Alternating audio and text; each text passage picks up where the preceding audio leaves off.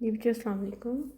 ملک شاہ آباد پر ایک بادشاہ حکومت کرتا تھا۔ اس کا ایک ہی بیٹا تھا جس کا نام شہزادہ شامی تھا۔ شہزادہ شامی نہایت ہی رحم دل اور نیک انسان تھا۔ ایک دن شہزادہ شامی جنگل میں شکار کھیلنے گیا۔ وہ اس جنگل میں پہلی بار شکار کھیلنے آیا تھا۔ صبح سے لے کر دوپہر تک شہزادہ شامی شکار کھیلتا رہا۔ جب شہزادہ واپس جانے لگا تو وہ راستہ بھول گیا۔ کافی دیر جدوجہد کے بعد کوشش کے بعد جب شہزادے کو محل جانے کے لیے راستہ ملا تو تھک ہار کر ایک درخت کے نیچے بیٹھ گیا۔ تھوڑی دیر بعد شہزادے کو کسی جانور کے چیخنے چلانے کی آوازیں سنائی دی۔ شہزادہ آوازوں کی سمت دوڑا۔ اس نے دیکھا کہ کچھ دور ایک لومڑی زمین پر لوٹ پوٹ ہو رہی ہے اور بری طرح رو رہی ہے۔ شہزادے نے کہا، بھی لومڑی، کیا بات ہے؟ تجھے کس سنگ دل نے ستایا ہے اور یوں رو پیٹ رہی ہے؟ لومڑی بولی، اے نوجوان، تجھ پر خدا کی رحمت ہو جو تو اپنا سارا آرام چھوڑ کر میری خبر لینے آ گیا۔ بات یہ ہے کہ ایک شکاری میرے نر کو بچوں سمیت میرے ہسبینڈ کو اپنے بچوں سمیت اٹھا کر لے گیا ہے، لیکن میرا دشمن ایک آدم زاد ہے، آدمی ہے کوئی، اور تو خود بھی آدم زاد ہے اور تو خود بھی آدم ہے کی اولاد ہے، اسی لیے تو اسی کی طرفداری کرے گا۔ یہ کہہ کر لومڑی پھر رونے لگی۔ تو میری حمایت نہیں کرے گا، تو اپنے ہی آدم جیسے انسان کی حمایت کرے گا، میں تو ایک جانور ہوں، تو میری کیوں حمایت کرنے لگا؟ شہزادے نے جواب دیا، سارے انسان ایک جیسے نہیں ہوتے، میں ظالم کا ساتھ کبھی نہیں دیتا، اس لیے مجھے بتاؤ کہ وہ شکاری کہاں رہتا ہے؟ لومڑی نے کہا، یہاں سے 6-7 میل کی دوری پر ایک گاؤں ہے، وہیں وہ شکاری رہتا ہے۔ وہ جانوروں ان کے بچوں کو زندہ پکڑ کر لے جاتا ہے۔ کچھ سمجھ میں نہیں آ رہا کہ وہ ہم کو دکھ دے کر اسے کیا ملتا ہے۔ شہزادے نے کہا، معلوم ہوتا ہے کہ اس شکاری نے جانوروں کو پکڑنا اپنا پیشہ بنا لیا ہے۔ اگر ایسا ہے تو پھر اسے خوف سے کیا واسطہ؟ اگر تم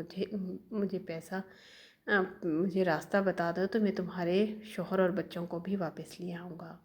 بدلے میں اگر وہ میرا سر بھی کاٹ کر مانگے گا تو میں انکار نہیں کروں گا۔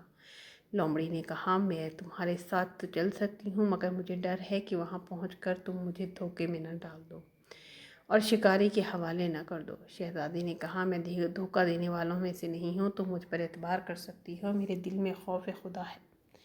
اب لومڑی خوشی خوشی شہزادے کو لے کر چلی۔ آدھی رات کو وہ دونوں گاؤں پہنچے۔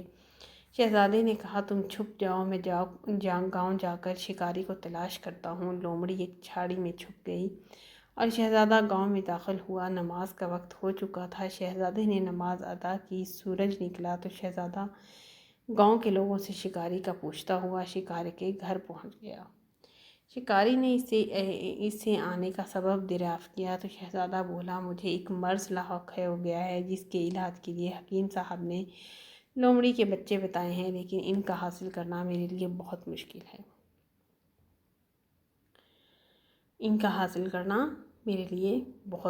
ہے۔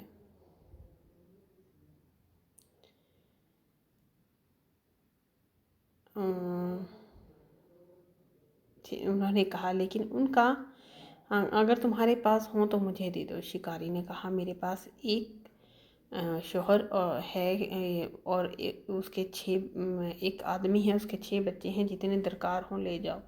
شہزادے نے کہا، مجھے سبھی دے دو۔ یہ سن کر شکاری نے بچوں کو ایک رسی میں باندھ کر لے آیا اور شہزادے نے بادشاہ شکاری کو منہ مانگا معاوضہ دے کر ان سب کو حاصل کر لیا اور گاؤں سے باہر کا رخ کیا۔ جنگل کے قریب پہنچ کر شہزادے نے ان کے پیر کھول کر انہیں آزاد کر دیا۔ لومڑی بھی جھاڑیوں میں سے نکل آئی۔ بچے اور اس کا شوہر لومڑی سے لپٹ گئے۔ کچھ دیر بعد لومڑی، اس کا شوہر اور اس کے بچے شہزادے کے قدموں کو چاٹنے لگے۔ شہزادے نے کہا کہ خدا کا کرم ہے کہ تجھے تیرا جوڑا اور بچے مل گئے۔